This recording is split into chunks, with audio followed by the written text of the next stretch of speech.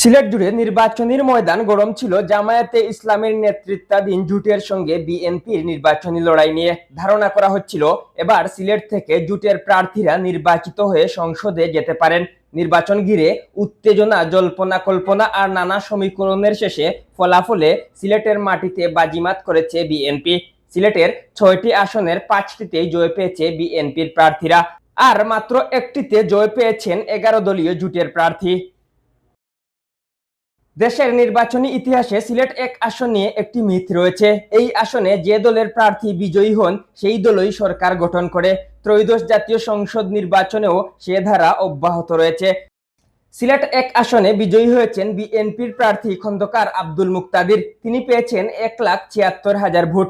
তার প্রতিদ্বন্দ্বী জামায়াতে ইসলামের মাওলানা হাবিবুর রহমান পেয়েছেন 1,34,049 ভোট।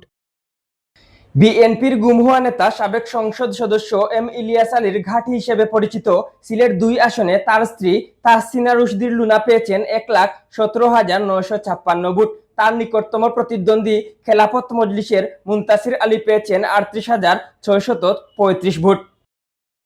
যুক্তরাজ্য বিএনপির সভাপতি থেকে সিলেট 3 আসনের বিএনপির নমিনেশন পেয়েছিলেন মোহাম্মদ আব্দুল মালিক। তিনি পেয়েছেন 1,15,450 ভোট। তার নিকটতম প্রতিদ্বন্দ্বী 11 দলীয় জোটের প্রার্থী বাংলাদেশ খেলাফত মজলিসের মুসলেহ উদ্দিন রাজু পেয়েছেন 75,674 ভোট। সিলেট সিটি কর্পোরেশনের 2বারের মেয়র আরিফুল হক চৌধুরী সিলেট 1 আসনে আগ্রহ প্রকাশ করার পর এই আসন থেকে বঞ্চিত হয়ে দলীয় মনোনয়ন দেওয়া হয় সিলেট 4 আসনে। সেখানে গিয়েও প্রথমবারের মতো সংসদ সদস্য নির্বাচিত হয়ে বাজিমাত করেন তিনি। আরিফুল হক চৌধুরী পেয়েছেন 1,86,846 ভোট। তার নিকটতম প্রতিদ্বন্দ্বী জামায়াতের জয়নাল আবেদিন পেয়েছেন 71,391 ভোট। অন্যদিকে সিলেটে জামায়াত জোটের একমাত্র সফলতা এসেছে সিলেট 5 আসনে। এখানে বিজয়ী হয়েছেন 11 দলীয় জোটের প্রার্থী খেলাফত মজলিস নেতা মুফতি আবুল হাসান। তিনি পেয়েছেন 79,355 ভোট। তার নিকটতম প্রতিদ্বন্দ্বী বিএনপি জোটের প্রার্থী জমিয়তে ইসলামের উবায়দুল্লাহ ফারুক পেয়েছেন 69,774 ভোট। নেতাকর্মীরা বলছেন এ আসনে বিএনপির বিদ্রোহী প্রার্থী মামুনুর রশিদ যদি না থাকতেন তাহলে এই আসনেও বিএনপি বিজয়ী হতো। সিলেট 6 আসনে বিজয়ী জেলা বিএনপির সাধারণ সম্পাদক এমরান আহমদ চৌধুরী। তিনি পেয়েছেন 1,09,107 ভোট। তার নিকটতম প্রতিদ্বন্দ্বী জামায়াতের মোহাম্মদ সেলিম উদ্দিন পেয়েছেন 1,01,559 ভোট। সিলেট জুড়ে বিএনপির এ বিজয় নিয়ে কেন্দ্রীয় সাংগঠনিক সম্পাদক মিফতা সিদ্দিকী ও জেলা বিএনপির সভাপতি কাইয়ুম চৌধুরী বলেন, সিলেটের 19টি সিটি আসনের মধ্যে 18টিতে আমরা বিশাল ভোটে জয়লাভ করেছি, ভূমিধস বিজয় যেটাকে বলে।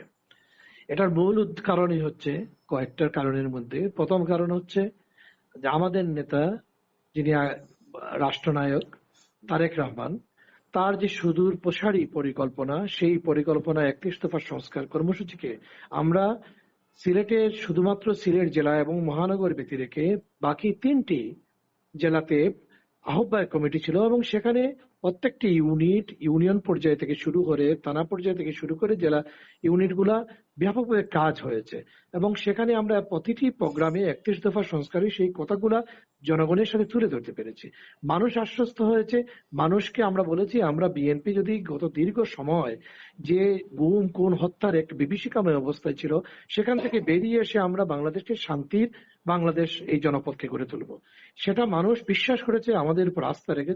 সিলেটের মানুষ বিএনপিকে এইবার বিএনপির যে নির্বাচনে আমরা যে আগামী দিনে দেশ পরিচালনার জন্য যে সমস্ত প্ল্যান এবং কর্মসূচি আমরা দিয়েছি এগুলো গ্রহণ করেছি, যার জন্য এবং সংগঠন আমাদের শক্তিশালী, আমাদের মধ্যে একতা ছিল।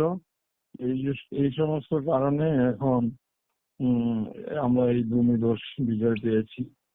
ভূমিধস বিজয় পাওয়ার মধ্য দিয়ে আমাদের দায়িত্ব অনেক বেড়ে গেছে। তার কারণ হলো 17 বছর সিলেটে কোনো উন্নয়ন হয় নাই, বহুবিধ সমস্যা আছে।